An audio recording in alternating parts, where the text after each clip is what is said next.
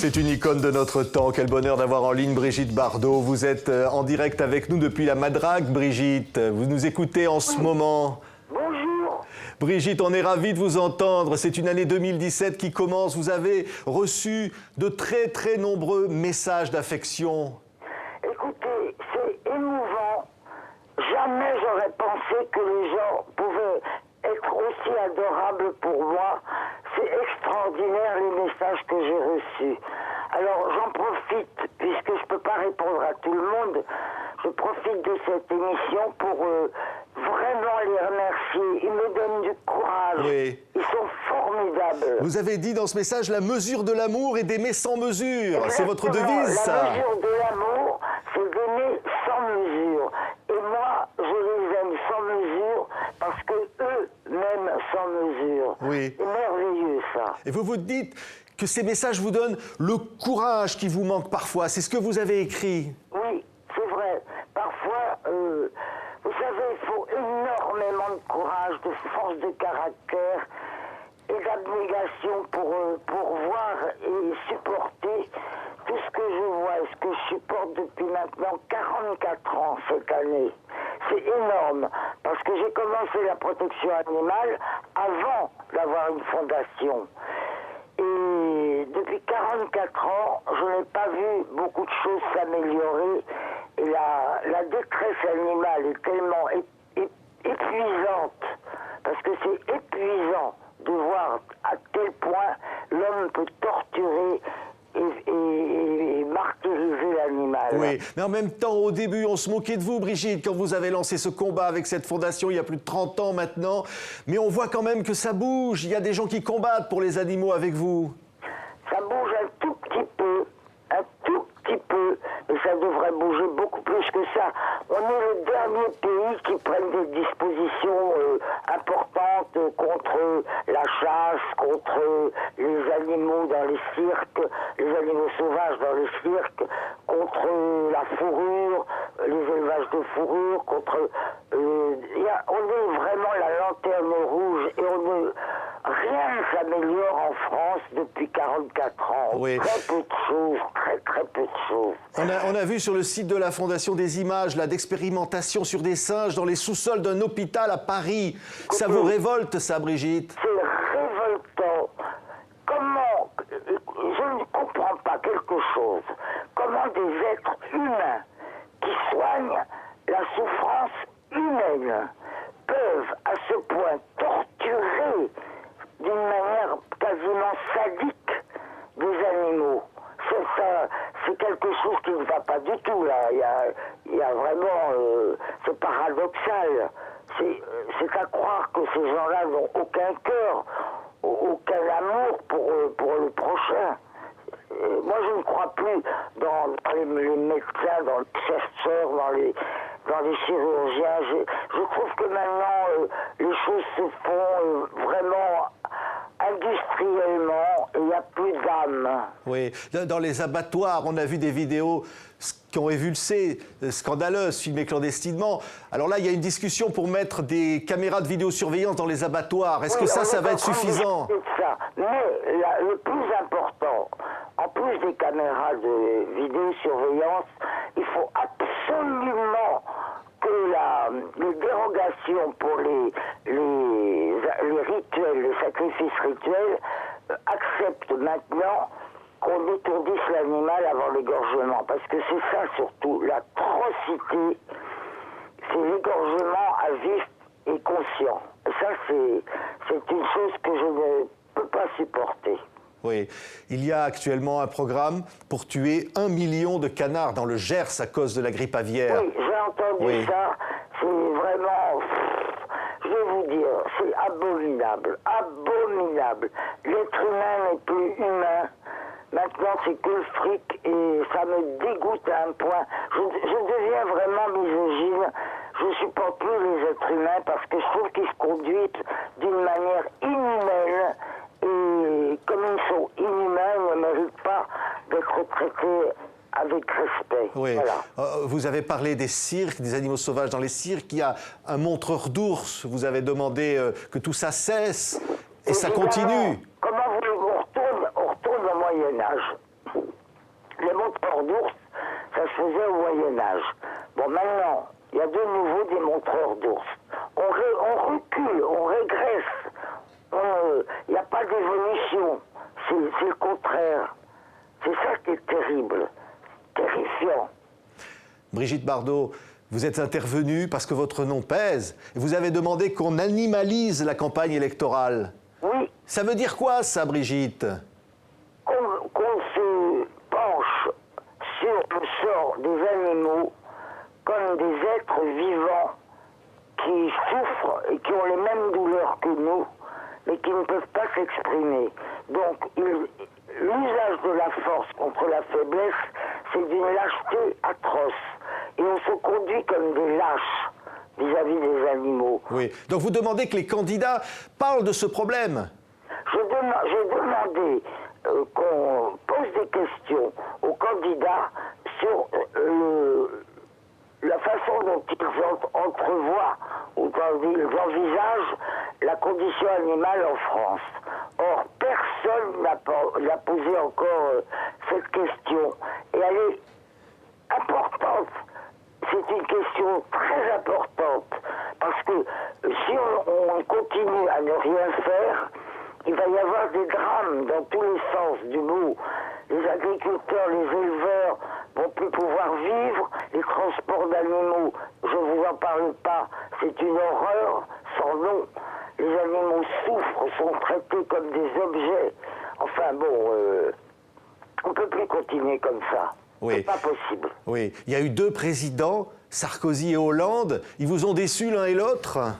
Sarkozy m'avait promis qu'il allait faire le nécessaire pour les rituels et qu'il allait emporter le morceau avec les musulmans, puisque moi je l'avais mâché le travail avec Dalil Boubaker, qui est le recteur de la Grande Mosquée de Paris, et qui avait accepté qu'on étourdisse les animaux avant la saignée.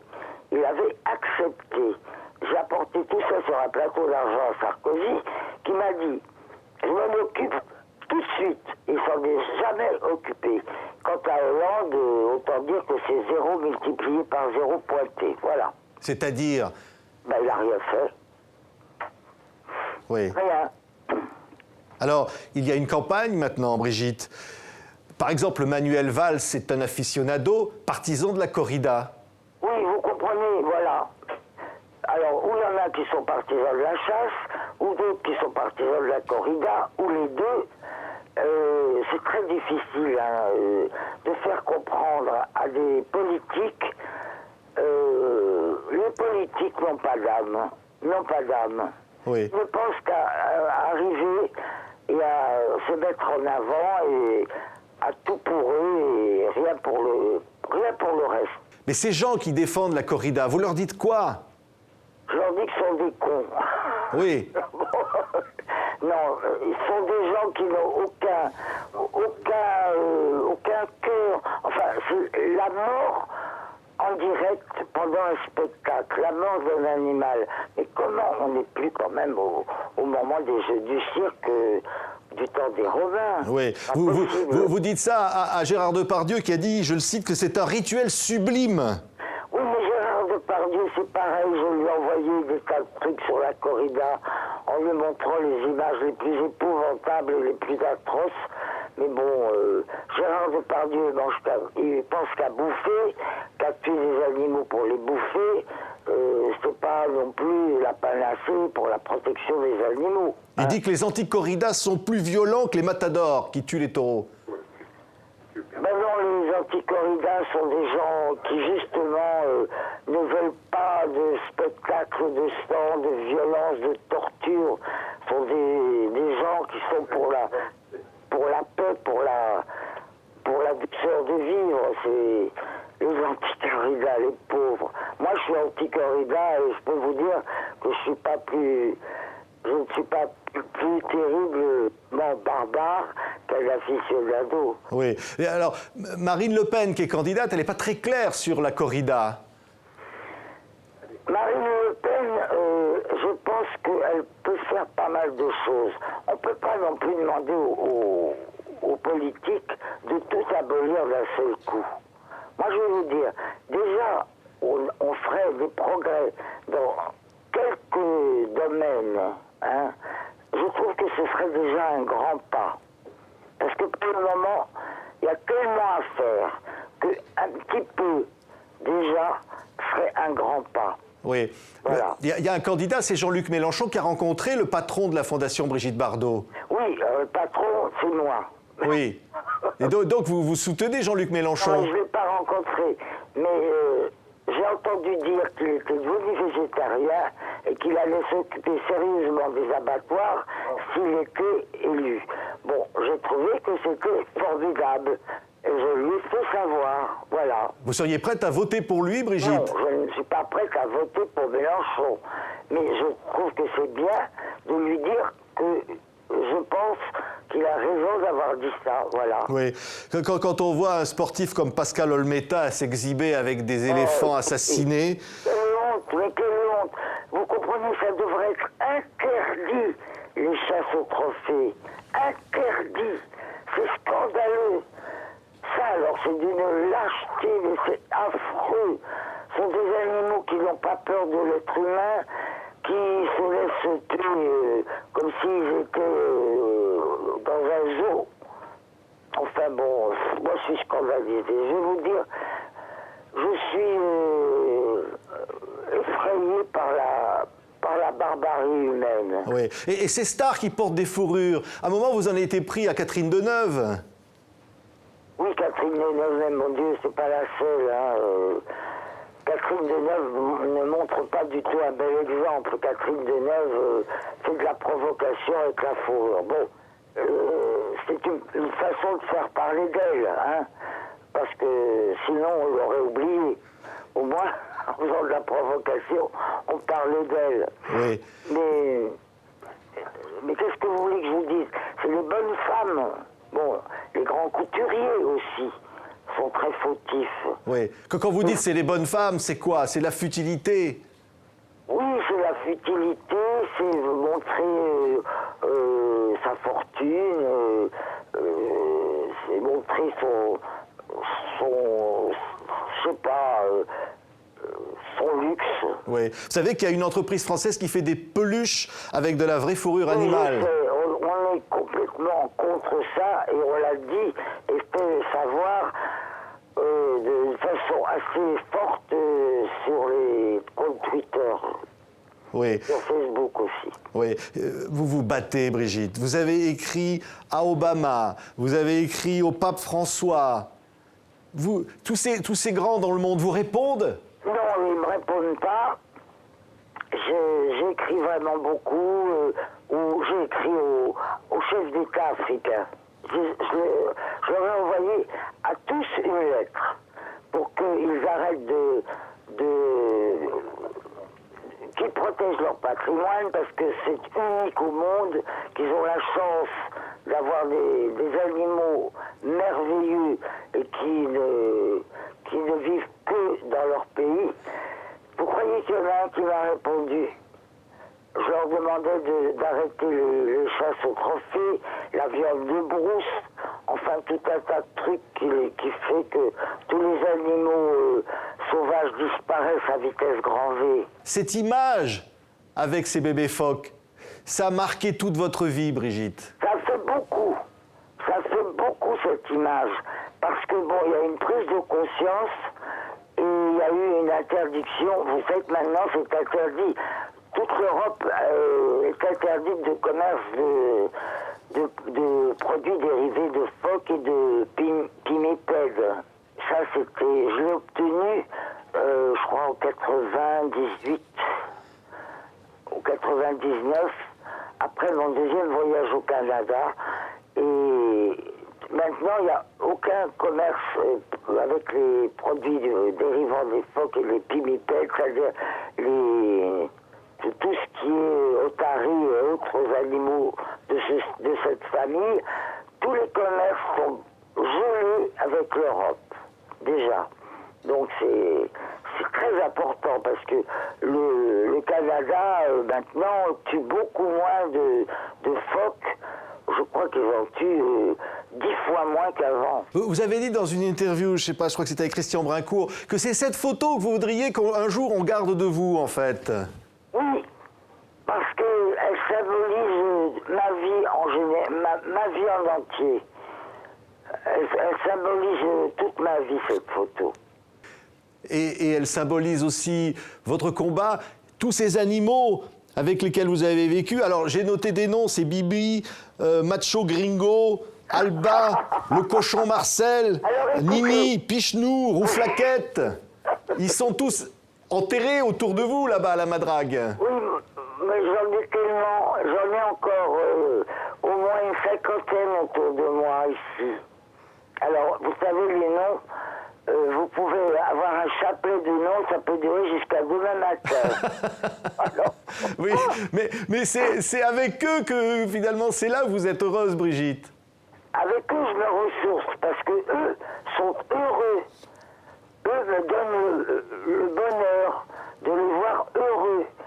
Alors ça me permet de voir l'horreur des autres et de combattre. Ça me stimule, vous voyez. Oui, Voilà. oui, parce que vous n'êtes pas tendre pour la société actuelle. Vous avez dit c'est la décadence, la saleté morale, le politiquement correct, le manque de liberté, la pornographie. C'est vrai. C'est vrai. On est en décadence complète. En décadence très négative. Oui, quand vous dites la pornographie, c'est la saleté morale pour vous. Ah, je trouve que c'est monstrueux. Je vais vous dire, c'est traîner l'amour dans la fange, pour moi, la pornographie. Mais vous êtes, Brigitte, le symbole sexuel de cette liberté. C'était Ah oui, mais il y a, disons, oui, C'est 60... un symbole sexuel, mais pur. Je ne Oui, suis pas avec des bas noirs et des fouets et des vestes en cuir. mais sexy quand même, très sexy.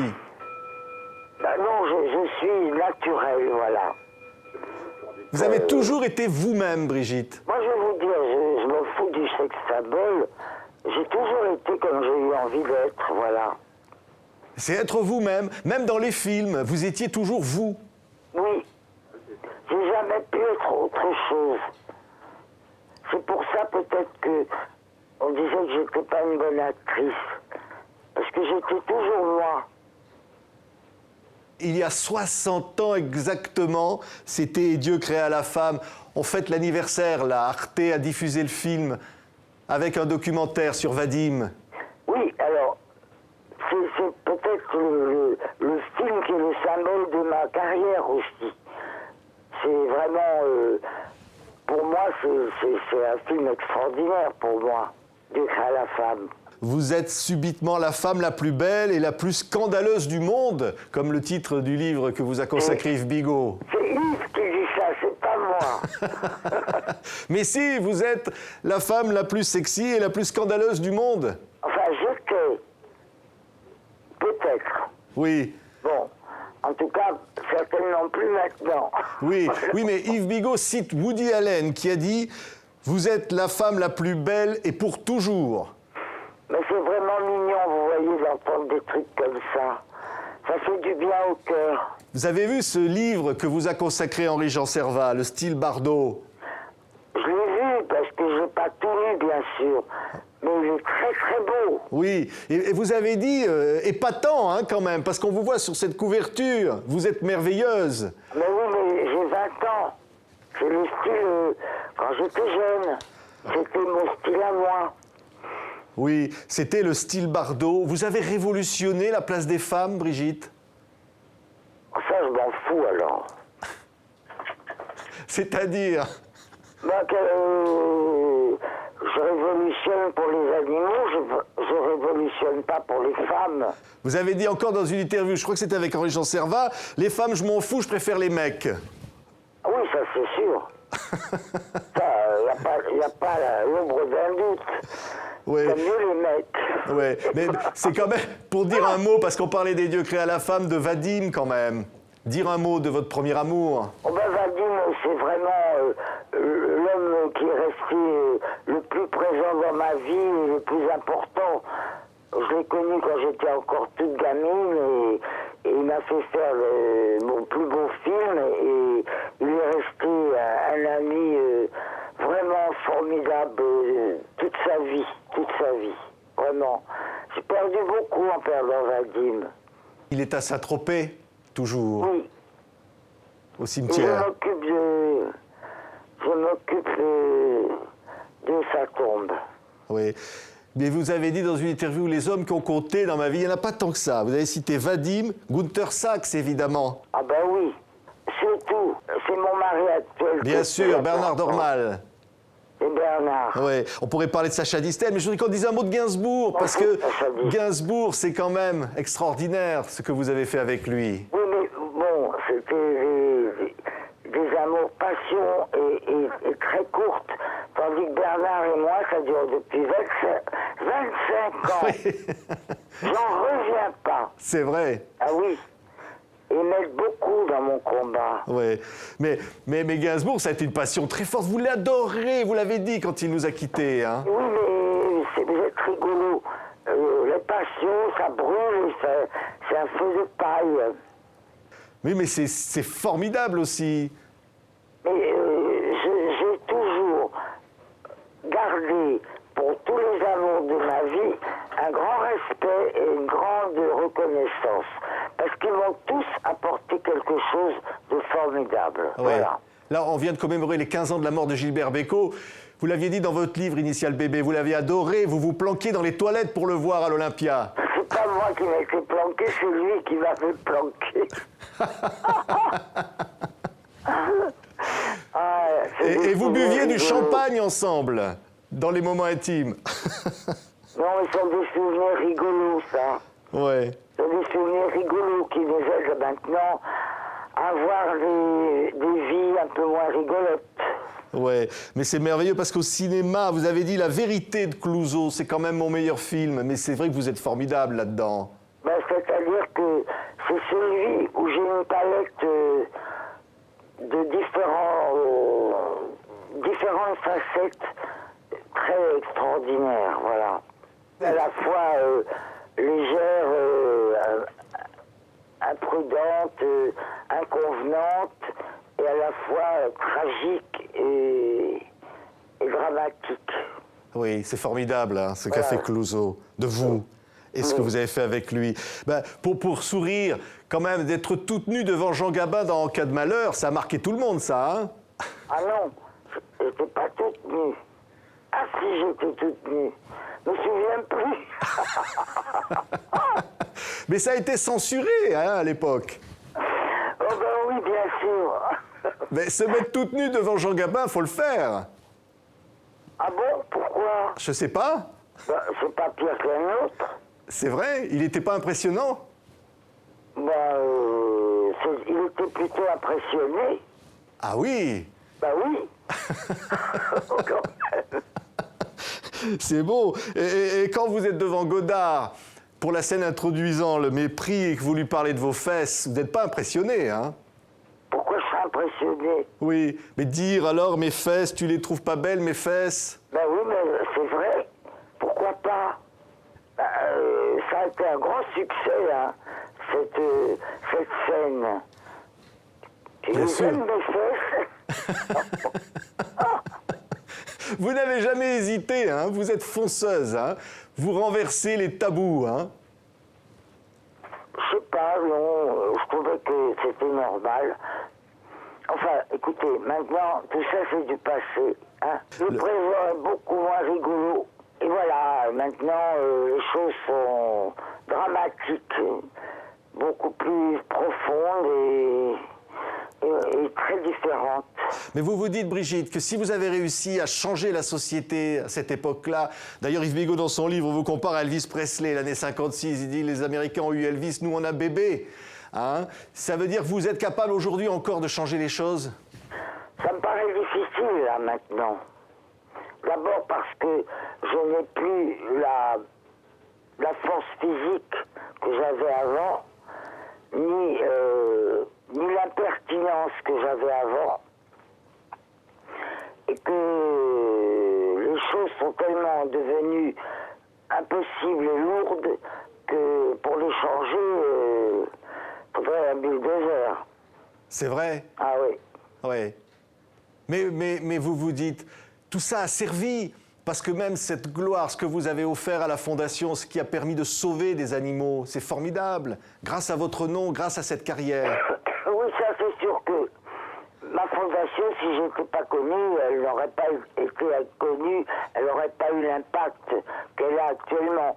Mais c'est pas uniquement ça, c'est aussi un travail d'équipe avec toute l'équipe que j'ai, qui est formidable et qui est dirigée par une directrice exceptionnelle.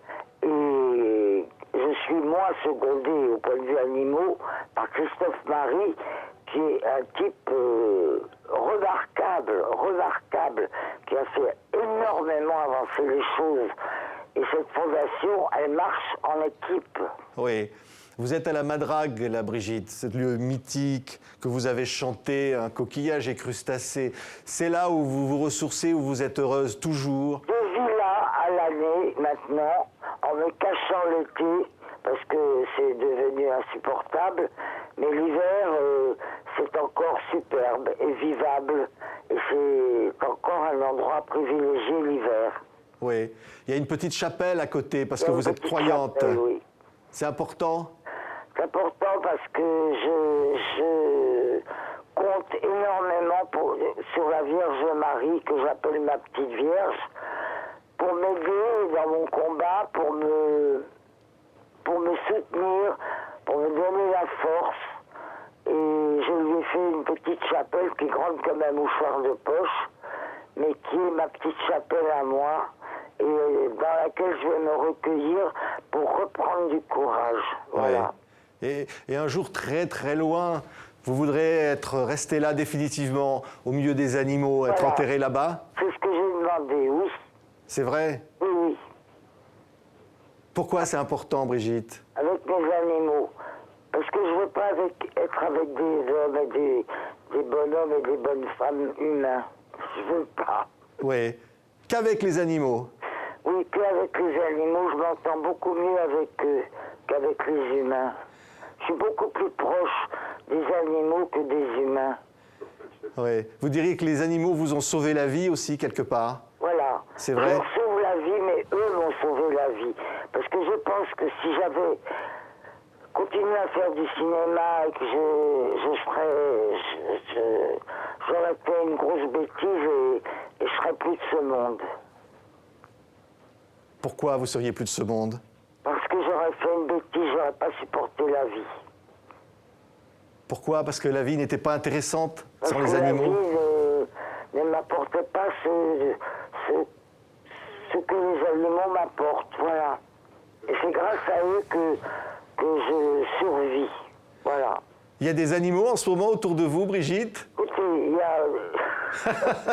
Vous pouvez pas nous les présenter parce qu'on les voit pas, mais... Catus Saïcha, et les autres sont dehors. Il y a un cheval, il y a ma jument, il y a mon âne, il y a des oies, des chèvres, des poules, des moutons, il y a des canards. Et ceux-là, ils finissent pas en foie gras. C'est vrai. Oui. Merci, Brigitte. S'il y avait un message à dire, là, pour 2017, au-delà, un message d'espoir quand même, un message d'espoir. Écoutez, j'espère que l'année 2017 sera l'année des animaux. Voilà. Qui sera une année positive pour les animaux. Voilà. C'est Ouais. ce que je souhaite. Et pour ça, vous allez vous battre. J'arrête pas. C'est rigolo, vous voyez que je passe mon temps le cul sur la chaise à rien faire. Pas du tout. Ne changez pas, Brigitte. Non, je ne changerai pas. Merci infiniment. Je vous embrasse. Moi aussi. Merci beaucoup, Brigitte. À tout le monde. Oui. Dans le studio et aussi à tous ceux qui nous regardent. Vous savez qu'on vous regarde dans le monde entier, là, hein? Dans le monde entier. Mais oui, sur TV5 Oh là Monde. là. Alors, je vais leur dire love, liu bliu, amor, tout ce que je sais. Dites-leur que vous les aimez. Ben, c'est ce que je viens de dire. Merci beaucoup. Je lis en russe, en anglais et en espagnol et italien, voilà, Ouais. c'est pareil. Et en français, bien sûr, je les aime. Merci. Au revoir. Merci beaucoup, Brigitte Bardot. Au revoir.